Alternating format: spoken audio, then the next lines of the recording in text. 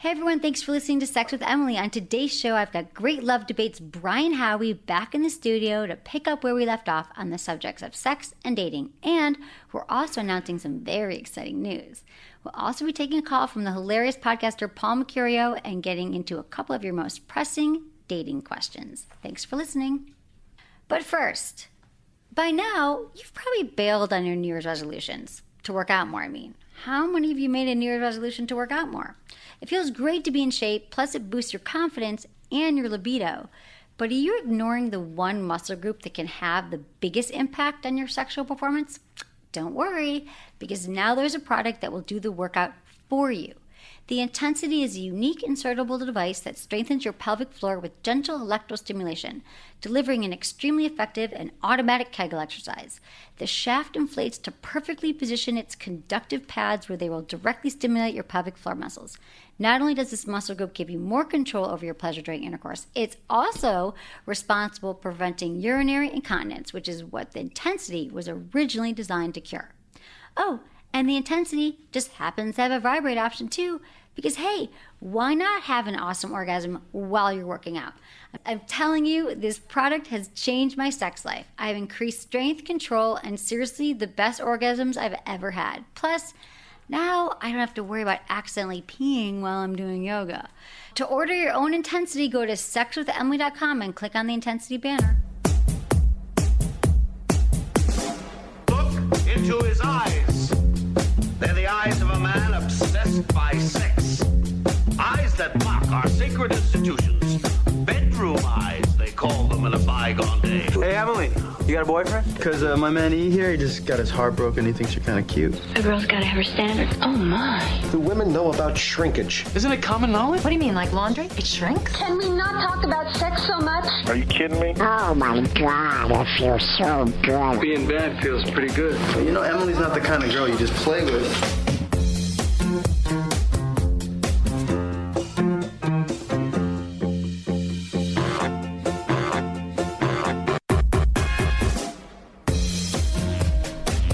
To Sex with Emily. We're talking about sex, relationships, and everything in between. For more information, go to sexwithemily.com where you can check out all of our podcasts, subscribe to our podcasts, hang out, read our blogs, videos. It's a good friggin' time. Right, Menace? Hi, Menace. Hey, what's going on? How you been? I've been doing really well. I haven't really got to talk to you the past couple of podcasts. We've had guests, and I mean, we have a guest today, which right. And he's a great guest that we've talked to before. Exactly. But I want to dive in and see what the hell's been going on in your life. Okay. What do you want to know? What's the latest? I saw you at, I think, last time I saw you in person, it was at the Grammy pre-interviews. Yeah, that was really fun. And you did the round tables, and you talked to all the different radio DJs. Yep. How was that? That was fun. I loved sitting with your team. Yeah. They were great with The Woody Show. The Woody Show. I love them. Yeah. And they were like, you should come in. And I'm Totally. like, well, Menace says I'm not allowed to come in. And then I thought, well, you're like, no, we don't have a guest. Like, why don't you come in? And then I'm like, Menace doesn't want me. He doesn't want to mix his two families. He's like, no, they're your other relationship. It's not that at all. It's not that at all. Okay, but that was fun. It's something that we should We'll talk discuss about it on offline. there. But Which no, I've told you a billion times, but you never I'm listen kidding. to me, ever. I do. What'd you say? I tell you why you shouldn't come in to our show. No, but we already cleared it and no one cared. Yeah, that's what they say. That's very Hollywood. It's okay. I don't care. It's fine. We'll see how that goes. Who cares? But it was going to be fun. That was fun. And then I went to like 40 states. I went out with Dr. Drew. He was like, come with me. So it was fun because we like tag teamed everyone. Yeah, and, like, that's talked great. about, like, Love talking to Dr. Drew. the How's the best, Love right? Line thing been going? It's amazing. I'm actually doing it twice a week now. Oh, what? Tuesdays and Thursdays. I am co-hosting Loveline. And so if you guys are interested, it is on like 40 stations in the country. However, it's also a podcast. So you can listen to Loveline as well. That's great. I know. It's really fun. They kind of bump that up. Super exciting. So we're doing that. Yeah. And and then I went to the Grammys, which was fun, which I'd never been to like an award show. Yeah, you went with another woman. Susan Pinsky. So have you switched sides or what? What's going on? No, Who are you dating? Drew's wife. Oh, okay. No. Who am I dating? Yeah. I'm not. I've been on a few dates. Yeah. And I went out with this guy recently, though, and it was interesting. It was a nice dinner. And Brian, you're welcome. Brian. Yeah, don't worry. You don't have to be there silent. I didn't want to interrupt your date story. No, but I went on a date. It was actually a few weeks ago, and we met. I'm just saying yes. You know how I am. How'd you get set up on this date? I met him through my friend Anna. We were at a dinner. Good friends. That's Good friend. Yeah, we were at like a dinner at Soho House, and she said... Did she date him before? No, but she's like, I don't think you want to date him. God, I have to be careful what I say. Fuck, I always think there's a... Why? Is he listening? Yeah. Who cares? Oh. But he was really smart. Very, very smart. I love smart. Very smart. And he was like, let's go out. And so we went to dinner, and we went to like a nice restaurant. And like, the thing is, I've lived here for a few years, but I don't know my neighborhood very well, which is great. Like restaurants, he's like, you don't know this, you don't know that. Let's go to dinner. So we went to dinner. What? No, go ahead. And he was like, ugh. It was fun, and we had a good time, and we talked. He's very smart, and I didn't really feel like there was. Where'd you go to dinner? Is it called a Revolution? Okay. On La Brea? Yeah. Right? It's Not like bad. nice. No, Yeah, really nice. it's good. Really, it was fun. It was It's a good date great spot. dinner. Yeah, we met there, which we'll talk about. Well, we talked about like everyone Ubers to your date now, so there's no like the awkward kissing on the way home if you don't want to. And we got really intense. We talked about a lot of things like sex and dating. He's a very interesting life. We talked about his relationships, and the waitress was really, really friendly. She kept coming over, and she was like, "Hi, can I help you? What do you guys want?" And she like let me taste all these wines. It was like a really fun night. And I liked him enough, but at the end of the night, the waitress comes over and she gives me our bill, and she's like, "Hey, are you Emily?" And I said, "Yeah." She goes, "Oh, I just want you to know I listened to your podcast, and I really like it." Wow, that's great. It was great. However, I'm like, shit, what the hell did I talk about? You know what I mean? Because I forget that this happens to me. Like my Uber driver the other day, I was in Uber for 30 minutes driving to Loveline because I did in my car. And they can overhear you. The whole time I'm talking to my VP, about everything going on in the office. I'm hiring an assistant. And I get off. He's like, "Hey, I love your show, and I'd love to be your assistant." And then he keeps emailing me. So it's like, you got to be careful because I don't think about that. Yeah. But anyway, the waitress was interesting because she's like, "I've been listening for years." And then afterwards she pulls me. She goes like, "What do you think?" Like, she goes, "I didn't think he was your type. It didn't seem like, you didn't seem," she was like, giving Even me the her. waitress was chiming in? The waitress. And now I'm like, because I don't think that people like know me, they're paying attention or they're listening. But anyway. People know. People know, but it was I liked him enough, and I think it's just good to get out and date and say yes, how I am. But and then he asked me out again, and the fact that I didn't answer for a few days leads me to believe that. Well, what really not that happened at interested. the end of the first date? Okay, I did kiss him. Of course. He drove me home, so I Ubered there, but then he had his car because it was raining, really raining, and I kissed him because In the car. Okay, and it was it was kind of an awkward kiss, but like I feel that that's a pass because typically I don't think that the first kiss is always It amazing. can be awkward. People are nervous. No, but people are nervous. And then he was like, "We should definitely do this again. We should hang out." I'm like, yeah, we will, But I just kissed him because whatever. But I haven't thought about him at all. Was he until looking this for moment. the invite in? Would you like to come in? Maybe. There was a pause where we were kissed, and then he grabbed me back and he kissed me again. And I'm like, okay, bye. Because I love He's kissing. like, "Come on, it's Sex to Emily. How am I not getting invited that's in?" so That's obvious. such a weird issue. Well, it is. He goes, "I must have failed But so this is hard." what I'm thinking is that in his mind, he's thinking, I'm going to try. Yeah. Because if this is what happens with Sex with Emily, like Yeah. it says it on your business card. Like, I'm Kiss in the car is almost go. like striking out. Right. And so it's just so obvious if everyone comes to my house, right? Yeah. So I said no. He didn't even offer, but I could see that he would easily be like, "Yeah, let's go in your house." So I said, "Yeah, good night. Let's talk after. Let's talk soon." And then he texted me, and then I forgot. So that means I'm probably lying to him. Yeah, you can't. That happens. You guys forget, or even when we say you had to drive home or you took your own Uber home, text me when you get home, which is a really sweet gesture from the guy. 2/3 of the time when the girl gets home, she takes off her makeup and she forgets, and the guy's left, and then he might text, "Just making sure you got home," and half the girls are like, "Stalker, I just left you." No, Puts the guy in a weird I do spot. always forget. Even my girlfriends are like, "Text when you get home." I'm like, Girls forget. The second that news went out my ear, the second you said that, I don't remember. I know. But he didn't, and then he said, "I'll hit you up next week," and then he did, and I just forgot until this moment. Oh. Yeah, so that's fine. And, Wow, it sounds very riveting, your dating life so right boring. now. I know. Yeah, Dude, what I the just hell? told you, what? I was waiting for something juicy, like, "Oh, I just went to some random orgy or something like that." I was trying to think. What's I am going going on? to an orgy. It's so tame. No. I am going. No. Okay. Fuck. I'm sorry. That was. You're disappointing me. Dude, I've been busy. I mean, I'm trying to think what else. With your awards season. Yeah. My award season, exactly. Okay. Yeah. But my freaking. Okay. We'll take that.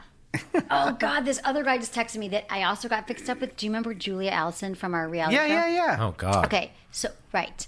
So she's trying to fix me up with somebody. And he keeps texting me. And I talked to him once. And she said, he's really nice. He's great. I talked to him and I was like, And then I haven't texted him back, and she texted me and she goes, don't ghost on him. She goes, I can't believe you're ghosting. He's a really great guy. I'm like, and then my friend Anna was like, you don't Julia want only knows guys from Burning Man. She's like, right. Oh, I know. I mean, but she hangs out with some suitors with large bank accounts. Yeah, I wouldn't. That's true. I wouldn't like. You know me. If I care about large she's bank accounts, I'd be in the You should Bahamas start right now. caring about that. But the other thing I have to say, we'll get back to that. We've got lots going on here. Is that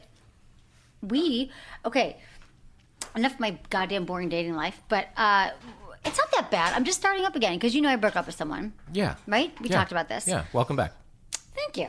It's good. Like, Plenty of room what's in so the interesting pool. is that I'm not even like thinking, like I don't even, like that's why you asked me. I'm like, oh yeah, date. Like I don't even care. But we need to talk about our event. Yes. Brian is here because we're doing an amazing event that we just pulled together that is going to be probably the most exciting night of my life, or at least of March. Yeah, it seemed exciting. Grammys were in February, so we're going Right, for March. exactly. And this is the great, what's it called? I can't even. We're calling it Love and Sex Live at the Improv, at the Hollywood Improv. I just don't know where everything is here. Do you want me to explain the event? Yeah, but I don't explain the internet or The explain event. it. Okay, yes, go and explain it. Well, at Great Love Debate, we tour all over the country, do live, interactive shows with about sex, love, dating, relationships, all that kind of stuff. And Emily had great success with her 10th anniversary podcast show at the same venue. So I'm like, let's pool up. I'm the love, you're the sex. Put it together. Put a couple hundred people there. Some great I'm guests. love and sex, like too. You're both love and sex, Yeah. and I'm both Sometimes. sex and love. Yes, we got Dr. Drew coming, and we are going to collectively hash out interactive town hall style men versus women. Sex, love, dating, relationships, and everything that could possibly come up. And Exactly. going It's to called be- Love and Sex Live. Yep. But there won't be live sex. People Well, have been asking me that. there- I mean, there could be. There's alcohol. Because right? 2 drink minimum. Yeah. And we've got a great panel, and we're just going to be walking around in the audience talking to everyone about, what. It's like group therapy with cocktails, and it's fun, and it really, it's a very open, honest, sharing environment, but it's also in a comedy club, so it gets really we're gonna be crazy. funny. We're also going to be very funny. And maybe naked. And it's March 10th at 7:30 at the Hollywood Improv, and they can get tickets. At the Hollywood Improv, HollywoodImprov.com. greatlovedebate.com, you can get them. Yeah. Hopefully Is it on our website too? Sex with It's on Emily? Yeah, sexwithemily.com. all that stuff. So you guys should buy. It's March 10th, and we want to see you there. And Menace might be there too. Yeah. No? You never know. Light. It's not that late. Menace doesn't do things with me. It's okay. Yeah, I do. We used to a lot. It's fine. What? I'm over it. I've already let it go. He's doing something with you right now. He's 3 feet away from you. Hello, I I'm know. here. What's going on with you? Anything new? Just working nonstop, constantly on the Woody Show, the daily podcast, the Woody I'm Show. going to do the Woody Show as my second show now too. Yeah, if you Yeah, want I think we all jived. I thought we had really good energy. Yeah, no, it was super fun having you there. And then it's music festival season again. Always Coachella. So I'm toying with Coachella. yeah, so I'll be there, and I don't know, a bunch of festivals coming up. Do you do Stagecoach? I don't do Stagecoach, but I heard it's freaking awesome. Yeah, people love Yeah. Stagecoach. I I don't heard even the know it. women It's are the country beautiful. Coachella. I like Yeah. country. Yeah, Yeah. it's the same. And they have big time acts, and the women are really are beautiful. and everyone's down just to party and have a good time. Coachella's like could be very snobby. Coachella's a little bit about the scene. Stagecoach Yeah. is about the fun. Yeah. See, I went like 10 I would years love to ago check it Coachella, out. but I'm not. I just feel like every year I'm like, oh, I should go again. Yeah. Kind of like Burning Man, but I did go 10 years ago also to Burning Man. Oh, I'm done. Are you done? It's bigger, better. I don't know. People better. who go, whose opinion I trust, really do swear by it. My friends all still go. I mean, all of my San Francisco friends Mm-hmm. still go. But, whatever. It's a lot of work. It's a lot of work. I can barely get out. I can barely do a sleepover at someone's Yeah. house, I know. which is a problem. I need a shower. Is Paul on the phone? All right, I'm so Paul's here. excited. Here's the thing, Paul. He's an Emmy and Peabody award-winning comedian, and he's won multiple Emmys. The Daily Show with Jon Stewart, NBD. Currently works on The Late Show with Stephen Colbert. He's awesome, and he has a new podcast. Well, it's been around for a while, but he's relaunching it again. It's called 2 Chairs and a Microphone on the Adam Carolla Network. And well, I can tell you when I was on his podcast that we talked a lot about sex, obviously, but I think I made him a little uncomfortable. Oh, really? And I'm What's his sorry about that. podcast? But he should have What's known. his podcast about? His podcast, he interviews. I mean, he had Paul McCartney on his podcast. I mean, he's got. So it's an interview podcast. It's an interview podcast. It's 2 chairs and a microphone. 2 I chairs guess and a so. microphone. Get it? And he just interviews a lot of fascinating people on his Just podcast about their life and about their things like lives. that? Yep. He has Stephen Colbert, Kristen Chenoweth, Adam Carolla, Judd Apatow, Sugar Ray Leonard, Jay Leno. Let's talk to Paul Mecurio. Hi, Paul. Thanks for calling in. Yeah, absolutely. How you guys doing? We're doing well. I'm here with Menace, my co-host, and Brian Howie from the Great Love Debate podcast, and we were just talking about you. I wasn't. You wouldn't make me uncomfortable. I was just like, I did the lube and everything else. Which was pretty cool. Like you really like educated me. You know. I know. I'm glad. No, I know. I don't think you were uncomfortable because you knew. I was thinking about how we met, Paul. That. We both went to a barbecue at Dr. Drew's house. It was like a Sunday afternoon, right. and you were there before I got there, and he shows up, and I think you brought cookies and stuff, and then I showed up, and I brought like a bunch of sex toys, and I never met Paul. I'm like, here you guys go, here's your sex toys. They were out of potato salad. Exactly. I'm like, but here's toys, and Paul's just, I'm like, look at this one, you can stick, it was like a We Vibe, something, you'd stick this and that, and he, even knowing that about me, Paul still had me on his podcast, which I was honored. No, it was great, and then we were talking about a lot of conversation about anal, which was good. I did. Typical barbecue fare. Yeah. I don't do it. Like, my wife's not really into it, and then whatever. And then, Emily's attractive, so it's kind of hard. You start talking to Emily about this stuff, and then, and then you're like, oh, my God. And then you're like, I need to pour water on myself. Like, it's like, somebody on Twitter actually said, like, we were tweeting back and forth about the episode, and you responded to a guy that said something like, is it hard or difficult, like, to do that kind of conversation with somebody who's attractive? And I go, absolutely it is. And then you said something about, well, you can't be attractive and be a sex therapist. I'm like, no, it's great, but, like, it's hard, Really? I think it's easier when they're attractive. Well, to be honest, but then I was like when rubbing they're not, you're like, I don't really don't want to be talking about sex stuff with you because right. I find you revolting, but Yeah. Right. Well, there is something to that because I lived. When I quit being a lawyer to be a comedian, and I moved to a rooming house just outside of New York City, and it was like this halfway house for like all these dysfunctional people. And one of them was a 300-pound phone sex operator who sold Herbalife diet products door to door, and I could hear all her calls. So the person on the other end, she would describe herself as like 100 pounds, 105 pounds, and like 5'8" and blue eyes, and I knew she was 300 pounds. So I know what the person looks like who's saying what she's saying, and it was like. I would literally have to walk around outside while she did her calls so I didn't have to hear them. It was unbelievably like gross. But that's why I agree with you. Like, the person looks like it's crazy hard. But with Emily, she's a lovely woman. We're talking about all this stuff. And then she put that powder that I rubbed ball cream on his hand. By Down Under Comfort. Wait, you said you were married, right? He's married. Okay. Yeah, no, I didn't rub it on his balls. Well, why would you put ball cream on your hand? I have a product line called Down Under Comfort. But why put it on your hand? Well, just to show him the how it turns from a cream to a powder. Though. It feels amazing. It's amazing. And I kept asking her, can't you put it on my balls? And she said no. And I'm like, all right, well, this isn't a fun interview at all. That's surprising. Exactly. Paul, I don't even get it on my hand here, so. I'm sorry, I didn't bring you some. I have some in my nothing. car. I'll rub it on you. Yeah, and she did. We're sitting outside Dr. Drew's patio, and then all of a sudden, like, we're talking about these, like, I don't know, finger vibrators for anal or whatever. I don't know. And I'm like, wow, my chocolate chip cookies really suck compared to this. No, those were good cookies. Yeah. Those were really good cookies you bought. But I did bring the We Vibe Honeymoon Kit, which is this toy that has an anal thing and used for clitoral stimulation and G-spot. Yeah, it was a two-prong thing. And I'm like, what the hell is that? It's like a 7-layer dip. It's like pasta It's salad. Emily's equivalent of a 7-layer dip. Why would you be bringing this to a barbecue? I know you don't cook, but geez, go to Whole Foods or something. I know. Well, because I knew there'd be plenty of food. They always got the food taken care of, and I wanted to show them new toys because I get really, really excited about it.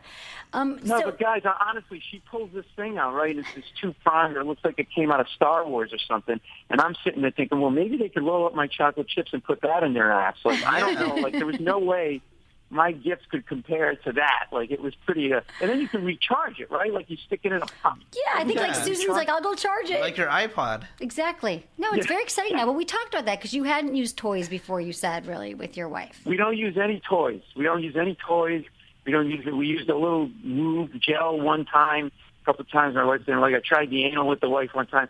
Didn't like it. Maybe I shouldn't have duct taped her, but no. Okay. She didn't like. She doesn't like it, so we don't do it. That's okay. But hey, there's we just talked about some of the options I think during the podcast, which I loved being a guest on it. We're kind of pretty meat and potatoes, kind of like I do like to have like ESPN on or the TV on, and then I mute it for light in the room. I don't know if that's a good thing or a bad Well, I thing. mean, you could also use candles. Let's just saying. You know, little atmosphere for candles. Did I give you a massage candle as well? I got to send you a package. I need to send you some more toys and a package. But, okay, let's talk about your podcast, 2 Chairs and a Microphone. So who's coming? I know you had Paul McCartney on the show, which I keep trying to get a hold of him. You know, we're trying to get a date for him to be on my show, and it hasn't happened. I'm just wondering how the hell you pulled that off. Well, he told me that you called him, but that you were teased when it came to ball cream, and that there's no way he would come on unless you put the ball cream on his balls. That's what he said to me. Really? I would have totally done that. No, but tell me about that.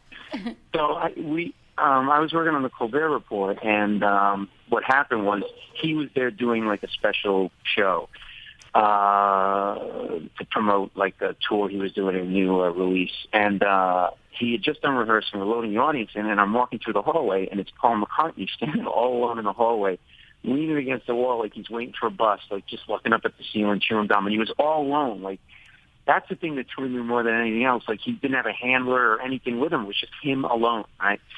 So my whole world slows down. I'm like, oh, my God, it's Paul McCartney. And then do I say hi? Do I not say hi? And, you know, we've all been around, like, celebrities, and usually I just, like, leave them alone, whatever. You don't want to be that guy. But I'm like, geez, it's Paul McCartney. I got to, like, you know, say hi. So I go over. I figure I'd just say hi, and I walk away. And she said, hi, I'm a big fan. He goes, what's your name? I go, Paul. He goes, oh, Paul, that's a good name. And, you know, he starts, what do you do? I'm a stand-up. Oh, what do you do? We travel. We start 5-10 minutes go by. We're talking about touring and kids and nobody's coming over to me. Like, I'm waiting for somebody to tase me. Right. Throw you in jail. Guy, right? Something. Yeah. And on the outside, like, I'm all smooth and hip. I'm like, hey, I'm talking to Paul McCartney.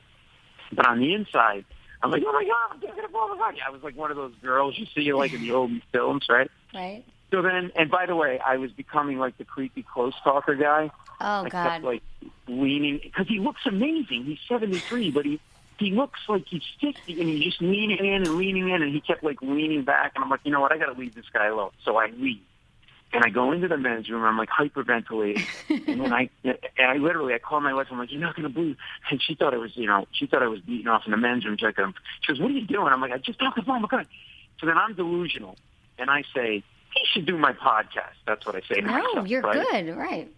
Sure. So I go and I knock on his door, in the dressing room door, and I say, hey, I know this is crazy, but would you do my podcast? And he goes, yeah, sure, just like that, just like that. Did you do it right there? Now, in the bathroom? No, what happened was it almost didn't happen because he threw me. Like, I didn't have any plan. I didn't know what I was going to do. Right? It's like you want to ask a hot girl or guy out in high school, and you're like, I'll ask her out. She's way above my pay grade. I'll get it out of my system, and I'll know I asked, and she'll say no. Instead, she says yes, and you don't have a plan. Yeah. That was me. He goes, how do we do it? And I literally am like, I'll come to London. And he's like, why would you come to London? We're in New York together. And then he goes, is it easy to do? And I actually said to the most influential musician in the last century, I go, yeah, it's really easy. I don't want to be about it. You could do it on your phone, naked from your toilet. I'm like, what am I saying? You're a comedian, though, so he got it. He still said yes. Super flustered. I'm flustered even hearing this, yeah. So I end up saying, look, I'm going to leave you alone. I'll go talk to your assistant, and we'll get it set up. And she's like, he goes, no. He goes, they'll muck it up. He goes, you and I'll do it. I go, what do you mean? He goes, they'll screw it up. Just let's exchange numbers. I love this. What? Now I'm handing my phone number to Paul McCartney. And it was the most surreal, so I leave. I think I got the nicest blow off on the face of the planet. We do the show, and we tape the Daily Show, which I was also working on at the time, like 2 blocks from that show. So I had to leave the Colbert Show to go to the Daily Show. I'm getting my backpack together stuff because I'm running late. The phone rings. I don't recognize the number. It rings to voicemail, and I'm going to play this message for you right now. Oh, here it is. Hey, Paul, it's Paul McCartney here. I'm going to ring you back in 5 minutes to do the podcast thing. I've got some time now. Otherwise, I'm going to run out of time. So if you're there in 5 minutes' time, you got me. Okay, bye. Okay? That was Paul McCartney leaving me a voice message. Okay, I love it. I love it. It's crazy, right? Mm-hmm. So now I hear that, and I realize I just screamed the call from Paul McCartney, and I'm never going to get him back. And I start screaming in the street where I got the call. I retrieved the message on the street, and I'm like, no, and I'm screaming. And then I called him back, and they said, hold on a second, he's in the bathroom. And then I had to picture him in the bathroom. And then he did it. He got on the phone and we did the interview. That's amazing. And they can... Yeah. That's the thing. The very, very top stars, they can make their own decisions. Right. Mm-hmm. It's when you get into that next level where even if they say yes, their management, their publicists, everything get involved, and it usually doesn't happen. Paul McCartney can do whatever he wants. Yeah, exactly. I love that. So it ended up being great. And people can find all your podcasts. What's the best place for people to... Well, I'm on the Adam Carolla Network, so you can go there, or it's even easier. Just go to my website, paulmecurio.com, MECURIO. Yeah, and we'll have all this on my website, too. Because people mess up the name. Yeah, exactly. And it's a really cool conversation just about, like I didn't talk to him. I didn't want to talk to him about, I didn't talk to him like I was a fan. I just talked to him about a guy about music. Because I really you're asking really it was a good question, like what's my podcast about? Yeah. I think I like to ask people about their process and like how they do what they do and why they do what they do. And I have intentionally have a wide array of guests. Like it's not just all comedians, like Neil deGrasse Tyson, Emily, like we really cover the gamut. So, and I asked them, I said, like, when you're a performer, you kind of know what your fans like. I said, where did you get the guts to keep changing your sound so dramatically from like one album to the next and not worry about losing your fans? And he goes, well, we never thought of that. But he goes, we just did what we were passionate about, and we hoped people would come along. So it was a real conversation just about making music. It wasn't about all the titillating stuff about do you hate Yoko and all this other stuff. Exactly. So, no, I find that much more interesting when you're interviewing amazing artists just to hear, I love hearing about the process. The one question I wanted to ask him that I didn't have the balls to was like, hey, you're a Beatle. Why would you marry a woman with one leg? That's all I'm saying. I just was curious about that. Maybe you'll get a secondary, exactly. He thinks on a deeper level than the rest of us. But I'm sure all you need is love. I'm sure you did a great one, and lots of great people on your podcast. We already read the list of all the people on your podcast, but they can check it out. 2 chairs and a microphone, and you got to be on my podcast. Has this not happened yet? Next time you're in town? Yes, I'm looking at possibly coming in the next few weeks, so I'll let you know. Okay, you better hit me up, Paul. I'm excited. I will. And it'll be fun. I get the ball cream ready. Okay, I got the ball cream. This time we're really going to apply the ball cream. But congrats on and everything, and the Late Show with Stephen Colbert and all your success, and I will see you soon. Yeah, thanks. Okay, thanks, Paul. Have a great day. Bye. All right, take care. Take care, guys. Thank you. Cool. He's a good guy. We had fun on his podcast. I think I did embarrass him, though. Because I was like, sure you and did. your wife use these toys, and he's like, try this one, whatever. I know. I can't just meeting somebody for the first time that has a bunch of toys. So aggressive. Wouldn't you? I didn't know he was there. They weren't like, come to a barbecue. It was like, just I'm like, do you invite Emily to the Christmas party? Yeah, no. I didn't know it was a thing. I just thought it was his family. Everyone in Drew's family knows that I like bring toys. It's fine. Okay, so imagine meeting somebody's family too. You're like, oh, this is Emily. Well, you've already heard my stories about meeting the family when they Google me. Like, it's the worst. Like, oh, my dad Googled you, and it's anal. Yeah, now my dad is a huge fan, and he listens to the podcast. I know, but you're fine. You're like, if your mother's fine, everybody's mother's fine. Yeah, exactly. My mom's cool. She's just like, glad I can pay my rent. Exactly. So that's all she cares about. Okay, but first, before we get back into all the dating stuff, I need to talk to you about the rave. Not like a rave party, but this thing is such like a party in your pants. Mm-hmm. I love We Vibes, famous couples toys, and their superpowered bullet vibes, which is like the one I gave to Drew, I was telling you, which is why I'm so excited to introduce the incredible rave. First glance, the rave appears to be a simple sculptural vibrator, but when you look closer, you'll see an array of facets and asymmetrical curves that make it so special. The rave was designed with one primary goal: to help women locate and stimulate their G-spot. Once inserted, a gentle twist in either direction will glide the rave's varied angles and faces over your most sensitive areas, and it allows you this precise control and pinpoint stimulation. Pretty soon, you'll find your G-spot and know exactly how to make it happen. It's hard for some people to find their G-spot. We've talked about this, Menace. Yeah, we're going to do an app called the G-Spot Locator. But we don't need to anymore because this will find your G-spot. All right, good. It has all these vibration patterns. It's rechargeable, 100% body-safe materials, and you can use their We Vibe Connect app. So if you're in a relationship with someone, they can vibe you. If you're not even in the same room, if you're in a different country, doesn't matter. It's the coolest. We've all found our G-spots in the office like time and time again because we have such a good time with it. So, and we have a video about it. You can check it out at our YouTube channel. It's the rave. So go to sexwithemily.com, click on the Rave by We Vibe banner, and use code Emily for a special, very special discount. All right. So Brian Great Love Debate. If you haven't, our podcast was very fun a few weeks ago. We did it, right? Yeah. A month ago? Oh, my God. Just our Great Love Debate podcast. We have gotten more people listening to our show because they heard me on your show. So we've had all these Sex with Emily fans listening to us and emailing us and tweeting us. Yeah, it was great. That's exciting because we had a really good time. So You're kind of popular, Emily, on the internet. I'm popular on the and on the interweb and outside in your restaurants. photos. And in restaurant staff. Yeah. Well, it's weird because here's the other thing. Why I was bringing that up is not like I'm like, oh, this happens because it happens sometimes. But the thing I'm realizing lately is with my voice too. I could just be talking and they recognize your voice. Yeah, so it's like you can't, I'm like, oh, yeah, I got to be quiet because I also talk really, really loud. As you know, it travels. Madison came down the office the other day, and the entire building was reverberating from my phone call.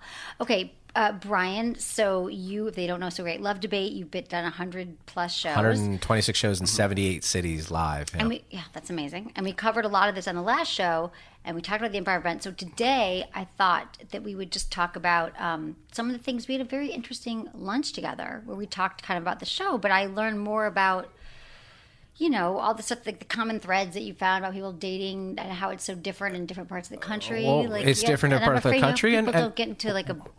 People are a lot nicer in the Midwest. It's easier to talk to. They are more hopeful and whatever. And one of the things that came up at our show in New York, we had a live show in New York a couple weeks ago, was that a lot of the women were complaining that when they go on dates, the men just want to talk about themselves.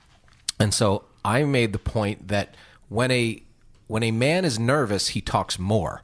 And when a woman is nervous, she talks less.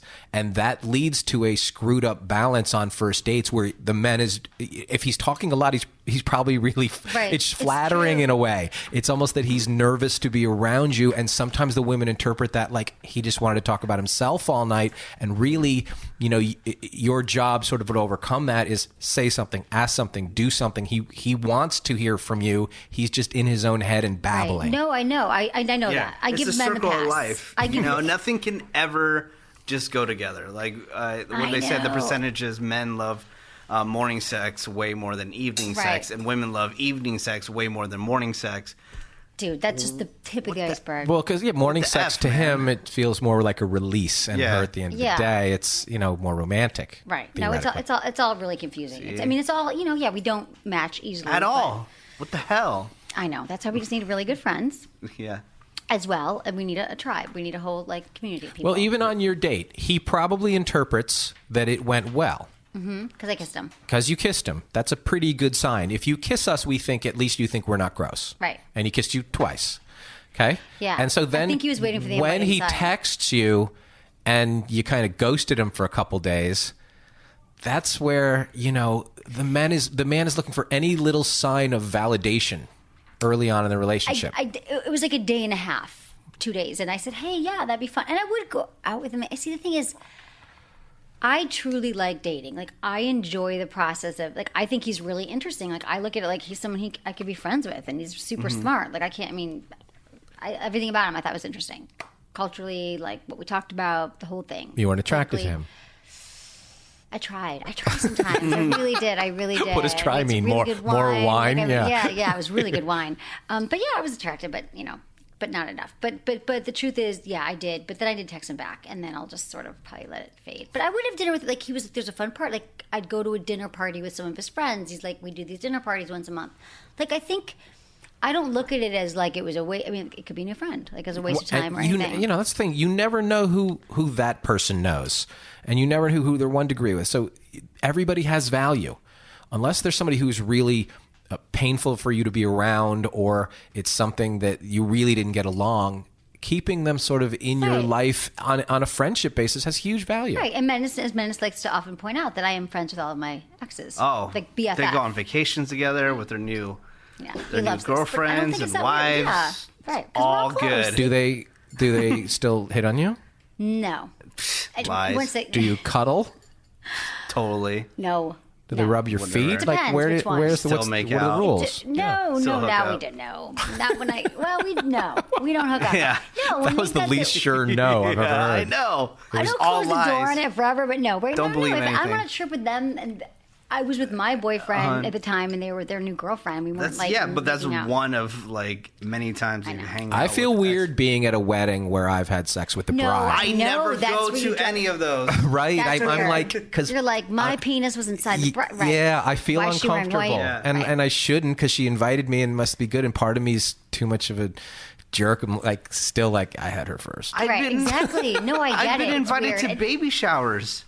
And I'm all like, no, not going to that either. Really? Hell Why? no. Just because I think it's like, even I won't, I mean, I don't know any of the guys. I still think it's like disrespectful. If I was in that situation, I wouldn't want any other. Yeah, I wouldn't want my bride to be his ex-boyfriend there. At all. But Emily would just If I ever got married, then that was my rule. There'd be nobody at my wedding. The entire guest list There'd be no men at my wedding because I've slept with all my guy friends. Yeah, me and you, who both of us have yet to marry, both of us, like, even putting any sort of parameters on our weddings sounds preposterous. Exactly. Right. My mom's always like, just wheel me down the aisle when you get married. But here's a question for you. On your dates, when you go out, because I've been thinking about this a lot lately too, because we are, in our 40s, never been married. Yep. And so I don't my first dates typically go like this. I don't know if we talk about this in your show, but this is exactly how it goes down. And I'm curious. They're like, so, have you ever been married? And I say, no. Okay. Have you ever lived with anyone? No. What's your longest relationship? Oh, about 2.5 years, 3 years. Okay. Have you ever been close to getting married? I'm like, no. Well, because they know I don't want to get married. Right. That when it comes out, and they're like, okay. And literally, it's that rapid fire every single date. That's how the first 5 minutes goes. And I'm like, okay. Make your decision. And I think they have every right to ask that. Me too. And my answers aren't necessarily better. Have you ever been married? No. Have you ever lived with some? Yeah, few times. Have you ever long-term relationships? Yeah, lots. That's worse. That means you're almost, because I've had a 4-year, 5-year, 6-year relationships, and they're like, so you were willing to, put most of your chips in, but not all your chips in, you sort of. And I used to make the joke, and it wasn't really the joke, that the resume I handed in was for boyfriend. Right. And that was a different skill set, and that is the job that I wanted, and I really liked dating. And to go to that scary, vulnerable, we're going to buy a house and have kids together thing, I didn't feel confident that this was the one. I wanted to do it once and do it right. So if that took me to do it in my 40s, or maybe it'll take in my 50s or whatever, so be it. Right. And do you think that there is, though, because I remember always hearing about, in my 30s, beware of a guy who's in his 40s and never been married. But I'm that girl now, too. Is it worse to be what do you think the society, is the judgment around men and women? A woman? Totally. It's worse? What's wrong with her? Yeah, totally. Well, she's nuts. I don't think about what people think. I would judge it.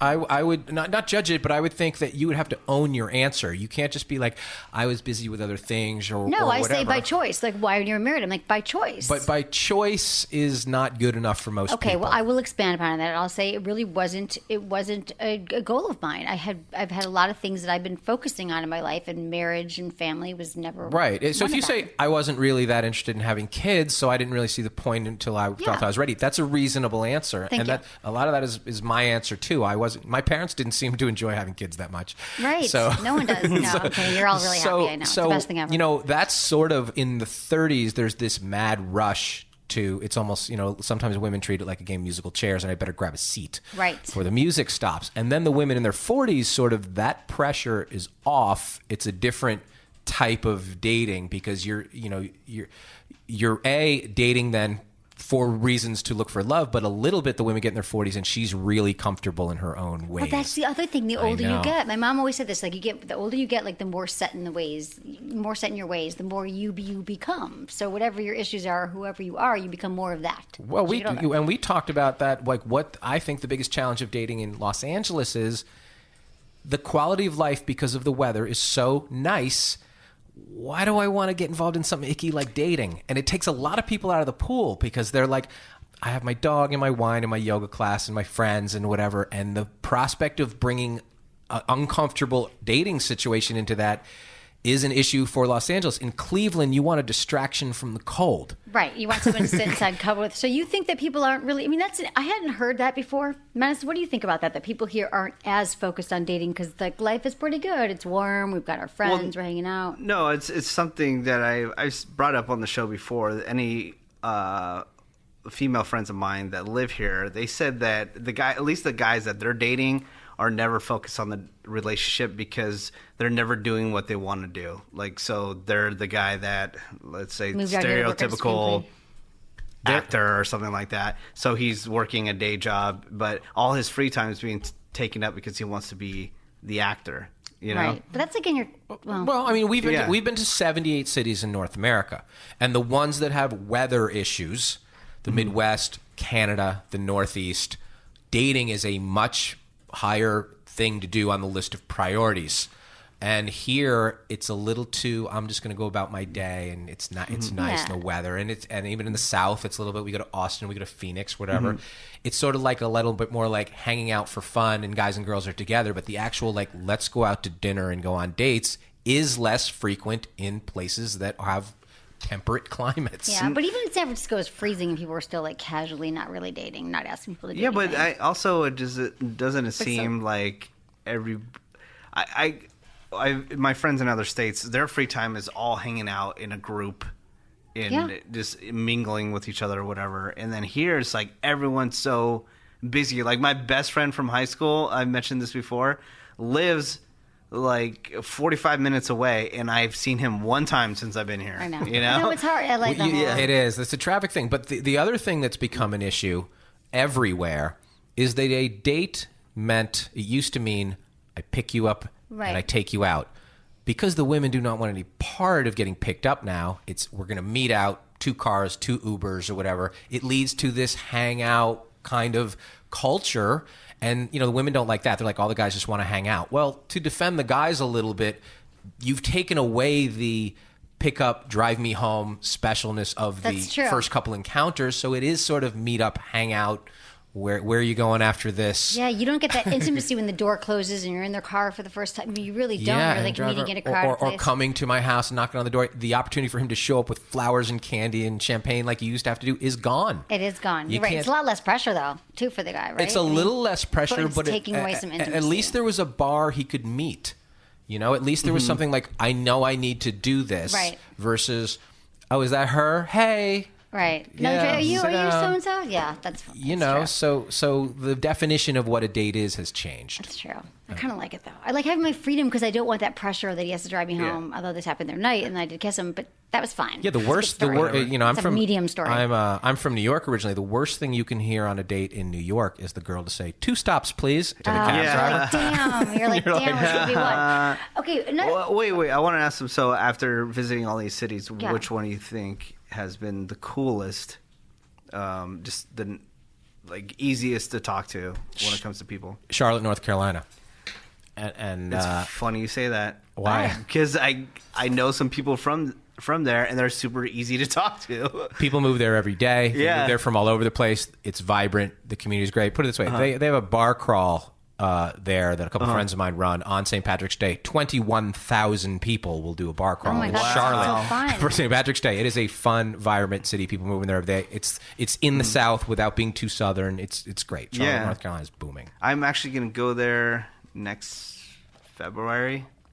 Long time from now. You already know? Because they had the All-Star basketball game. Yeah. So I booked to go there. Good for you. You're such a good So I'm planner. going to check it out for the first time. I've never been. I have a question for you. So we talked about this too. A lot of women and men complain that it's easy to get the first date, but so hard to get the second. So what do you think goes wrong on these first dates? I think on the first dates, the lack of communication on both parts. A lot of times I ask, usually if a guy is going out with a girl once, almost without exception, he wants to go out with her again. She could be a crazy, bitchy, terrible person on the first date. He still probably wants to see her again. She is looking for a lot of reasons not to go out again. She's the one who's like, how do I get out of this after 10 minutes? I always say, the women look for red flags, the men look for green lights. Even if it goes well, a lot of times I hear the woman say, I don't understand. I laughed. I touched his arm. I said, thank you. And he didn't call me. Right. And I said, did you say thank you? I would like to do it again. And they're like, no, he could tell. He can't tell. But you think that he didn't. So really, he did not call because he didn't get any feedback in the first date. He asks you out. He compliments you. He pays for you. He's doing a lot. And at the most, maybe he's getting back thank you. Well, if you had a bad time, you would say thank you as well. So that's not enough. I always say thank you. Right, good or bad. Okay. So he needs to hear from you That's a lot of times why he makes a move. Is that what you're saying? I would love to do it again. That's why. What if he doesn't want to do it again? I would never leave. He almost wants to. I disagree, though. You're telling me He's the a only guy. reason He wants to do it again. The only reason a guy 90% doesn't of ask the you time. on a second date is because he wasn't sure if you want to. What if I really annoyed him? That's not the only what reason. What if I was on my that phone? Is what the if most, I just ate? No problem. There could be a million reasons. Fine, I ordered a lobster. I talked on my phone the whole time. There could be a million reasons. Right. If you did that, if you talked on your phone the whole time, that's just sending him signals that I don't like you. You know, your disinterest in you, all that, it's feedback. What if I was just really annoying? Really annoying, really annoying. I can't imagine that, but really annoying, really pretty will cancel out really annoying, and really pretty cancels out everything for a while. If you would say though, oh my God, this was so much fun, I can't wait to do it again, he will almost always go out with you again. Only for the reason that he might want a little return on his investment. He just bought you that lobster, and he's How not going to. How come when he says it, you believe him, but when I say it, you think I'm full of shit? When you say what? F. What you always? No, think I say the same thing. What have you said? You haven't said it that way. I know that's what I'm saying. He says it in a more articulate way than I do. What do you say that every man's going to say yes again? Of course. I just don't. Well, unless you are like women freaking out of your mind. Women misinterpret even his desire to have sex early on. They think that. No, we don't. Yeah, he does want to, but it's not necessarily a primal thing. A lot of times it's if she had sex with me, she must not think I'm gross. She must like me or whatever. Okay, so if the woman says, and I think I said this the other day, if you say to the guy, listen, it's going to take me a while to get comfortable, but when I do, I'll blow your mind. Right. He will forget about it's going to take a while, and he'll hear blow your mind, and he will wait months and months and months, and he's very comfortable with that because he knows it's a possibility down the end of the road. What they don't want to hear is, I don't really have sex very quickly. Or they don't want to hear I'm not going to sleep with you. Do you know how many times I've heard that, and then that night? Yeah, that happens. They don't necessarily do that, but if you're like, I'm not going to sleep with you, you're really just telling him this isn't a possibility. You have to dangle a possibility, I not feel really comfortable with not you. a reward. And I want another lobster. It's not about the possibility that I need to feel comfortable. It's the possibility that when I feel comfortable, it's going to be very sexual. Right, and it's going to rock and they the can world. imagine that in their heads, and then they will table that. Okay. And one more thing. Yes, there's many what things. have I been saying for years? Women just need to be slightly more aggressive. Aggressive how? Not where they come on too strong. Just because again, guys can't even read if you like them or not. You know, I think guys, you have to give them more signs, and you think you're giving them signs. Do you compliment a just man say verbally? Yeah, I do. Our next topic was compliment. So Menace, for years we've been talking about this, and it's a debate, and I love compliments. I love receiving them. I love giving them. I'm a natural giver of compliments too. If I don't ever stop and think, should I not give them a compliment? I'm like, oh, you look great today. For men and for women. Has she complimented you today, Menace? I haven't gotten I don't know. I don't really pay day's attention young. Before the show. I'm sure we didn't have time, but I'm sure she did though. I mean, time. she is very good about that, and she does compliment people a lot. Exactly. And so I always give. I just do. I'm like, and also I require them, and in a relationship, it feels very affirming. If it got, we put a lot of effort into things. Like, just tell me I look pretty or nice, or I want to hear it. And I used to joke, I'm like 10 times a day. 10 things. I was like 10 compliments a day. And I think 10 is being light. I think she was saying about like 20. No, or but even like just that. one or two. And Amanda's like, no, because then she's going to know that you really like her and she's really hot. She already knows she's hot. And I don't need to compliment her. That was your whole thing. Well, correct? A lot of it was like a 10 is pretty excessive. And then you just become. Point. You need to vary your compliments. Right. If you say like God, really you're hot. so hot 10 times, that's not going to be. No. But you could talk about her outfit, which shows her style, which shows her personality. You Right. could say, oh my God, the way you reflect your eyes on that background looks really Exactly. good. I Thank love you. what you did with your Thank hair you. today. You need to be creative Notice with things. your compliments and notice things. The difference between creepy and a compliment is who's giving it. But the creativity can overcome a lot of the creepy.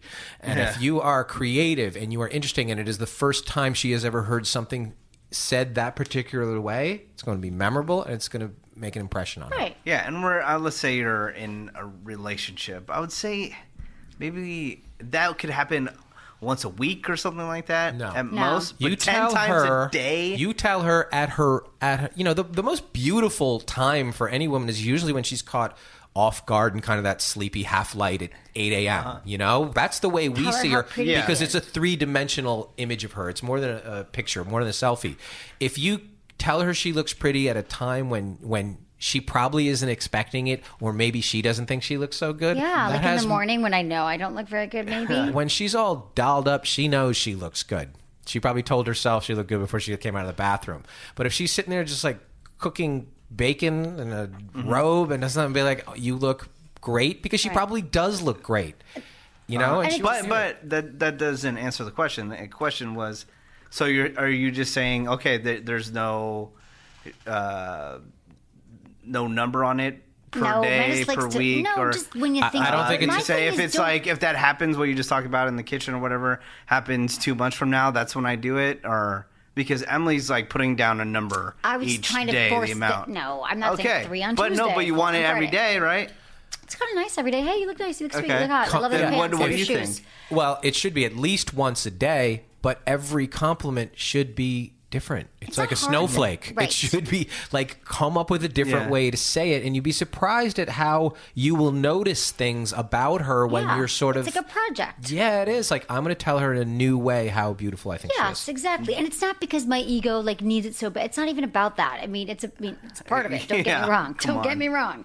But it is just about like, words of affirmation, like just being sweet. And she knows she's hot, but she doesn't know that you're noticing her or things about her or things. And that's because this guy I was dating recently, even too, I said to him, I was like, what, like, is it, I know that you think I'm attractive, but like, if you just, here's the thing, even if you just see me and maybe you think it, maybe you should just say it out loud rather than thinking like, oh, I don't want to tell her because I don't know why you don't tell me. Like, this was my conversation with him. But we were talking about, anyway, and he still didn't, and we're not dating, but that's not why. So, but Brian, you were also talking about, a million other things, but Brian, you were talking about men needing and requiring compliments as well, and I always give compliments to men, like, all the time, and I feel like most of them, the way men react to comments is like, oh, no, I feel like they don't even hear it. Like, they don't need it. It's pretty rare. I don't know if I've heard to my face 100 times in my life that I was good looking, or that somebody said I look good. I think you're really handsome. Well, then it's 98. We're getting close to 100. Thank you. Almost there. But it's so we don't hear that from women. We might hear, and these have equal value. You look great. I love the way that shirt looks on you. You look good. Or like little things that are positive affirmation. If he shows up on a date wearing a Ben Roethlisberger jersey, if you just said, rather than, oh my God, I can't believe you showed up, that you're like, what would look great? I bet you look fantastic in a suit. And he will remember. I love a man in a suit. And he will remember, okay, I know what she likes. So rather than smack him down about, what he did wrong, tell him what he needs to do right. And he will step up. Right. It's valuable. Okay. Let's get into some emails real quick. All right. Okay. What were you going to say? No. Again, I think that just goes back to women needing to be more vocal. About what they need? Yeah. What about your girlfriend? Does she ever, you feel like she's just chill? Do you ever tell her things like she's... What? Did I ever tell her anything? Like what you love about her and what you appreciate about her. He's had a girlfriend for like 18 years. I've never met her. How's that possible? She's met her multiple times. Oh, that's not... He never tells me it's her, and then it's a long story. I don't want to get into this. No, well, the first time, it just got weird because the day that... It's the worst story. No. Okay, tell the story. So I was going to have her meet her. So I had her at the radio station with me, and... Emily walks in and goes to her and says, hey, can you go grab me a water? Thinking that she was an intern she was at your the intern. radio station. Wasn't she? She wasn't. Okay, but that... And then I was like, that's kind of weird, but she's nice, so she went and got her water anyways. And then we just got into the show, so I was just like, all right, well, forget it. It was in San Francisco. We were at CBS Radio, and we were having like...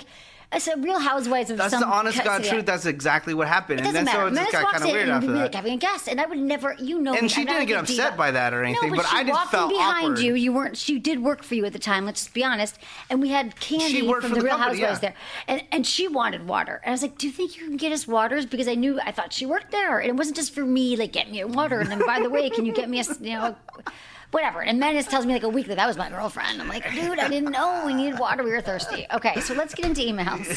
Well, you're the one that brought it up, so I just told the story. It's a bad story. Does she want to meet Emily? I don't think she really cares. She cares. I would care. No, but she's met Emily before, and then we were like formally, like, I don't think you guys have really met, like, go out. I'm like a girl's girl and a guy's girl. She's loving me. Yeah, and you're a good influence on him. I think You so. are. I hope he's learned You're something. shouldering the burden for her. I hope. She should send me a thank you. She should, right, and you will give her some ball much cream. fun to be around. Totally ball cream. I'll give her lube. You would. Oh my God, you'd be so lucky to be with somebody like me. But the only thing is, I couldn't put up with you because you just talk way too goddamn much. I know. And it's Emily for you is the exhausting. equivalent of the gay friend for the female. Yeah. And that's a good thing to have. It's just exhausting. It is. It's true. I I'm gotta not take your her in jam. doses. I know. That's why Well, guys. I love you to death. I know, dude. I know we're in love. Guys who date me, yeah, they're cool with me talking. I don't always talk. Sometimes I'm quiet. Sometimes. In my sleep. Although, no, I do talk in my sleep. Do you talk to Yeah, Sometimes. I'm sure. It just keeps on going. There's a lot going on up there, okay? I know. How do you It's tough to turn it off. How do you keep Emily stimulated 24/7? I do not know. Emily does a More- good job of that. Yeah. I That stimulate helps. She myself. takes it I know. 80% of the way. So you only have to really do Exactly. 20% of the Dude, work. Really, I'm the do you- easiest person it's to easy ever. to date I don't have Emily. a lot of Yeah. requirements. She walks around fairly turned on, so Exactly. you're doing, And Do you I've got think the guys are just like this really good at smiling and nodding the whole time, or what? Or do you smiling when I'm talking? listening? Yeah. When no, you're they're talking. engaged. Like they are entertained. Like you met the last guy. He was like, no, you said what? Because the guy I was dating a guy. He came in. I'd never had anyone on the show that I'd actually been with, slept with.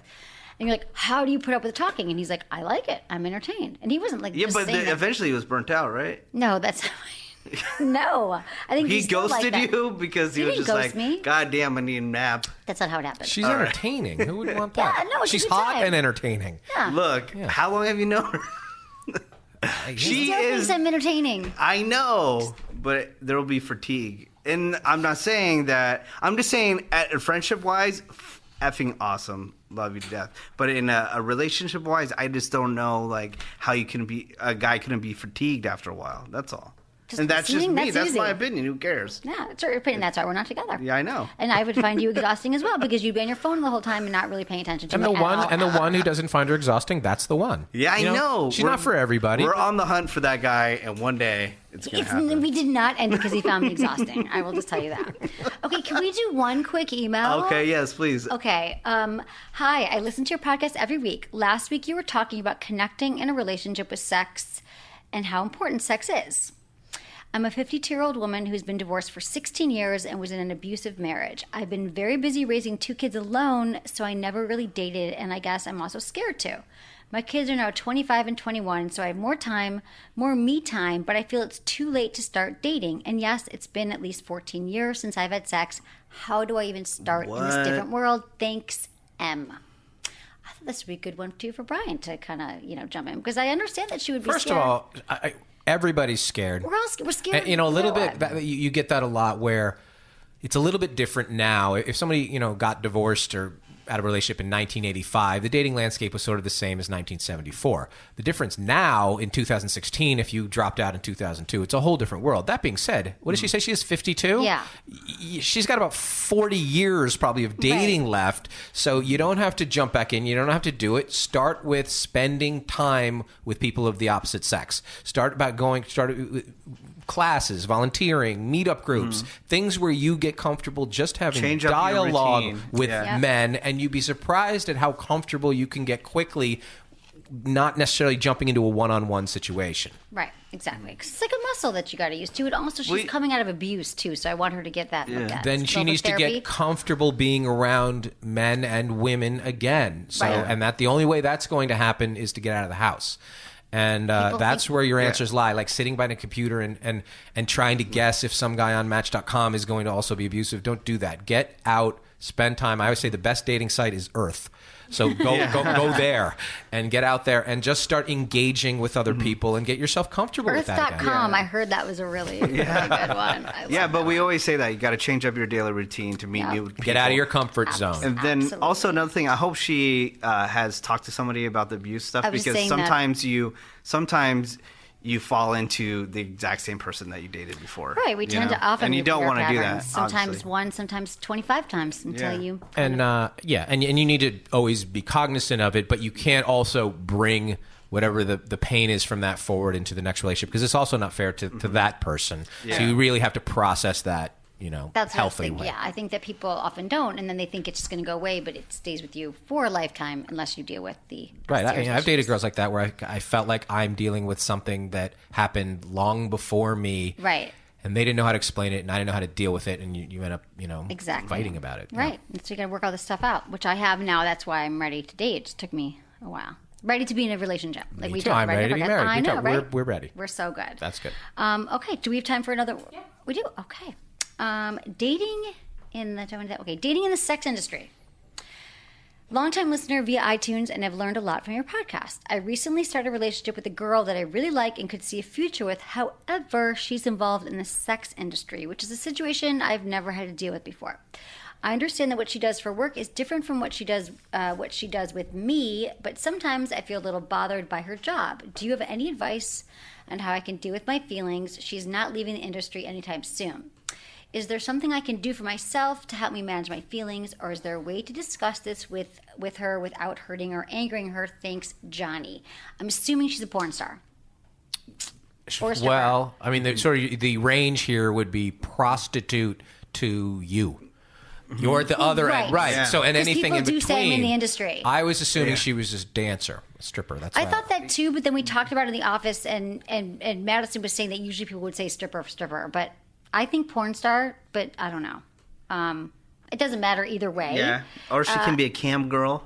True, she could be so. There's That's so many so hot options. right now. I had a guest on Girls. our podcast the other day, Kate Quigley. She's a comedian. She's funny. She hosted the Adult Video Awards show, and she started dating a porn star. And people are like, oh, porn star. She's like, listen, the actors in Hollywood are probably having as much sex as the porn star. The only issue is I can't ask him about his day. Right, How was work today? How was work? And she's like, that was the problem. Double penetration, right? Or like double anal. It was a great one. Did you do well? Right, but I think, how do you deal with it? I mean, I think it's hard enough, thinking about their ex's sexual history and past lovers, to think about this is what she's doing all day can be really challenging. But he knows what he's getting into, and I just think it takes a confident, secure, strong man to deal with it. He's probably not going to get her to leave her job.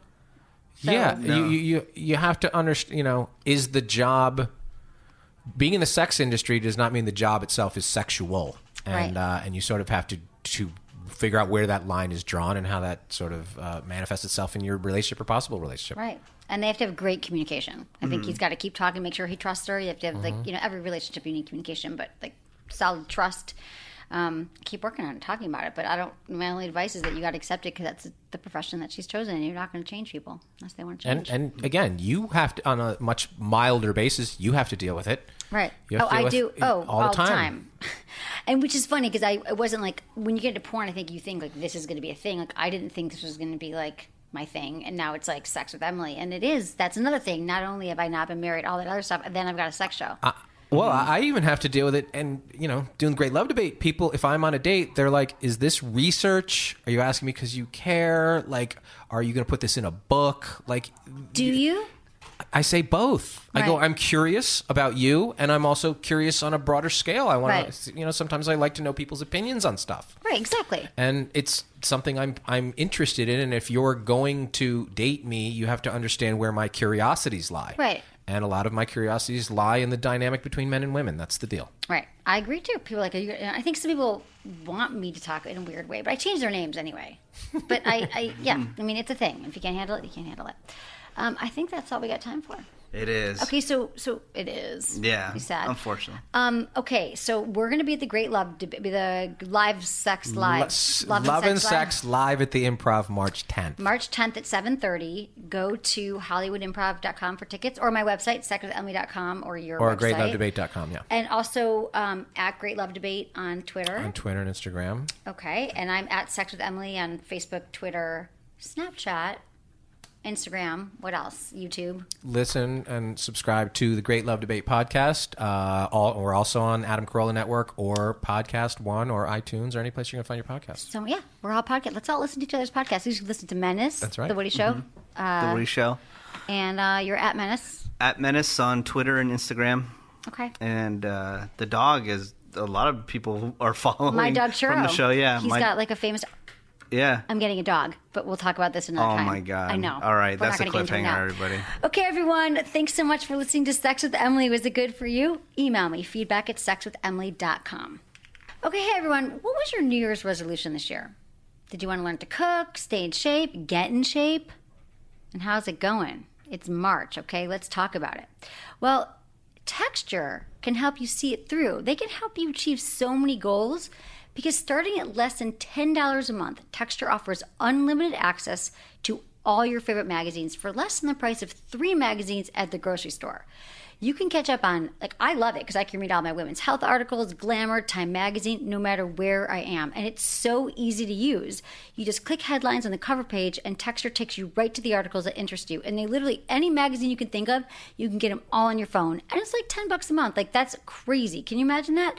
You don't even need to schlep around magazines anymore like I used to do. Every time I go on vacation, I think I'm going to read these 50 magazines and then I have to check my suitcase because they get really mad because it's really heavy. This truly happened to me. Now you don't need, you can go totally paper-free and read about everything you want. And also Texture, they see what you like, what articles you like, and they also suggest things from magazines that you might not normally read. And it's just this amazing, it's one of the only apps that I allow notifications on my phone because they actually are really smart and they know what I like. I love it. I love Texture. And they're offering my listeners a free trial right now when you go to texture.com/Emily. So stop wasting time flipping through pages, wasting paper, wasting your money, all that stuff. Go to texture.com/Emily. Try it for free. You will love it.